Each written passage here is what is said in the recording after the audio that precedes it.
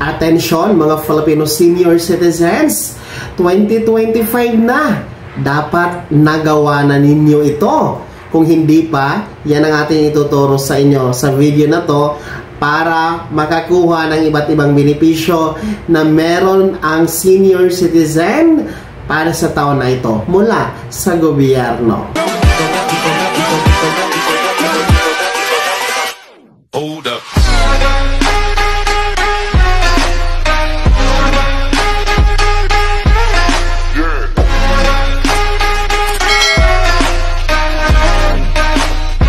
Hello mga ka-vlogs! Welcome dito sa aking YouTube channel. Magandang araw po sa lahat ng mga manonood. Saan po kayong dako sa mundo? Kumusta kayo mga ka-vlogs?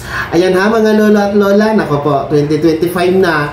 Baka hindi nyo pa ito nagawa. Abay, gawin nyo na. Dapat nagawa na ninyo ito para po makasama sa ayuda at benepisyo mga programa na bigay po ng gobyerno para sa inyo ha, mga seniors. Mamaya-maya ating ang pag-uusapan.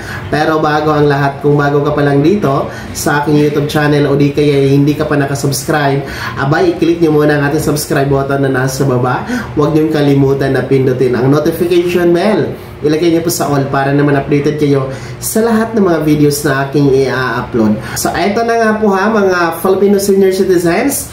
Dahil nga po ngayon ay 2025 na tayo. Napakabilis, no? Napakadali ng paglipas ng mga araw. Eto, no? 2025 na tayo. Kaya naman po, mahalaga ito dahil dapat ginawa na ninyo ito.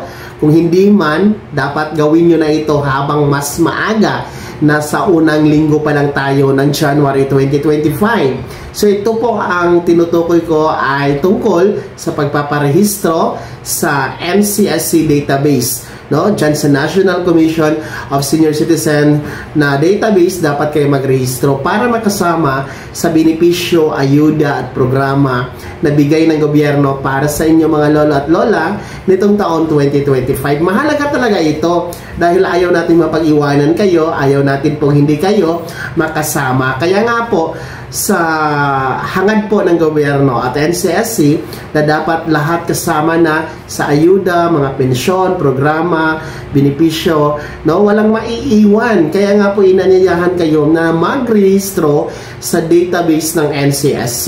Sa ngayon po, nasa mahigit 7 million na ang nakarehistro. Baka isa kayo sa hindi pa nakarehistro. Well, punta na agad kayo sa inyong cellphone, i-type nyo po sa Google ang www.ncsc.gov.ph, tapos click nyo po yung register now, and then hihingi po yan ng mga impormasyon. Fill upan nyo po yung pangalan ninyo, birthday ninyo, anak ninyo, mga pangalan ng anak ninyo, address ninyo, iba pa mga impormasyon na hinihingi dyan sa NCSC database registration. And then, bago matapos ang registration na yan, ay i-make sure ninyo na tama ang mga nalagay ninyo na impormasyon, no? Para hindi tayo magka-problema kung sakali pong mag-avail kayo, mag-claim ng mga benepisyo, no? Gaya po ng pangalan ninyo, make sure na tama ang spelling, hindi nagkakabaliktad. Yung birthday ninyo, importante tama. And then, after nyo po masubmit yung application ninyo, ay magkakaroon or bibigyan kayo ng registration reference number or RRN.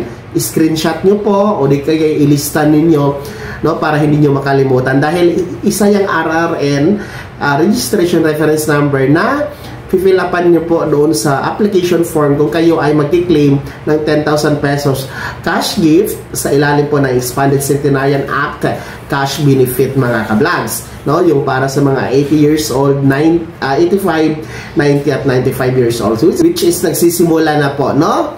Starting po yan kahapon. Sa OSCA pwede na mag-apply. Well, balik tayo sa registration, no? Mahalaga ito dahil sabi naman po ng ating NCSC sa pamamagitan ng ating mga commissioners at sa ating OIC chairman na si Dr. Mary Jean Loreche, na ito ay ginagawa nila para po madali po na i-trace, madali po na kunin ang inyong detalye kung meron pong benepisyo, ayuda, programa no, mga pensyon na nakalaan para sa inyo. So this is exciting for this year 2025 as the NCSC or the National Commission of Senior Citizen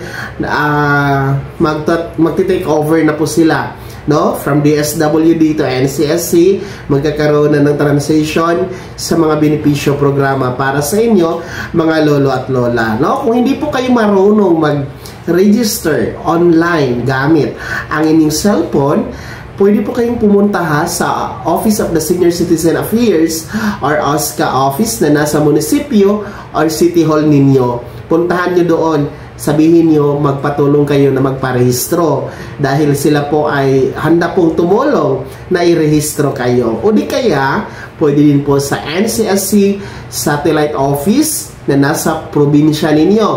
Pwede din po kayo doon. Handa po silang mag-a-assist sa inyo sa pagpaparehistro sa database ng NCSC. Pero for me, mas malapit at mas madali po ang OSCA kasi nasa munisipyo lang, no? Kung mamamalingke kayo, pwede nyo lang po siyang tawag nito, isabay sa inyong itinerary, no, papuntang bayan. So OSCA office na lang para mas madali, mga lolo at lola. Take note ha, kahit rehistrado kayo sa OSCA, kahit rehistrado kayo sa Barangay Senior Citizen Association o sa DSWD, mahalaga pa rin po, kailangan pa rin po na magrehistro kayo sa database ng NCSC. Ibig sabihin, iba talaga yung registration sa database ni NCSC dahil meron po mga tinatanong, hinihingi na impormasyon sa NCSC na wala po doon sa record ninyo, doon sa OSCA or sa DSWD. So ano po ba ang kahalagahan? Anong mga benepisyo kung kayo ay magre-rehistro dito sa NCSC database? Well, in fact, no, meron po tayong mga benefits. As of today, nagsisimula na po ang ating mga cash gift. Una po ay ang ating centenarian cash gift na 100,000 pesos when you reach the milestone of 100 years old, no, ay nasa NCSC na po yan starting kahapon na pwede ninyong ma-apply. Pangalawa, yung cash gift na 10,000 pesos under the Expanded Centenarian Act, no, para naman po ito sa mga milestone na edad na 80, 85, 90 at 95 years old. Nasa NCSC na din po yan starting kahapon, no? Pwede nyo nang ma-apply. Nasa NCSC na ang pondo. And aside from that, yung social pension na nasa DSWD ngayon, yung pensyon na para sa mga indigent, no? Kahit ngayon nasa DSWD pa, pero sinasabi ng batas kailangan niyang ilipat, magkakaroon ng transition from DSWD to NCSC, yung ating tinatawag na Universal Social Pension Bill, no? Kung magiging batas po yung Universal Pension, nako po sa NCSC na ang mamamahala. Plus the long term, no, the long term plan ng NCSC para sa mga seniors, including na pabahay, no, housing, retirement pension, yung healthcare plan, no, isa po yan sa mga benepisyo na maaari po natin makuha kung mag-register tayo sa database ng NCSC. So, hindi naman po sinasabi na hindi kayo mag-rehistro, hindi kayo kasama sa mga benepisyo. Pero, ang sinasabi lang po ng NCSC, mas maigi talaga, mas mabuti talaga na magrehistro kayo sa database para po ba madali pong makita ang inyong detalye. Kung meron pong ayuda, yun po yung sinasabi ng isang commissioner ng NCSC, kung merong ayuda, madali po kayong masama, madali kayong makasali dahil ang pangalan ninyo, ang inyong mga personal information nasa database lang ni NCSC. Kaya please register na. Ulitin ko, ang website ay ang www.ncsc.gov.ph.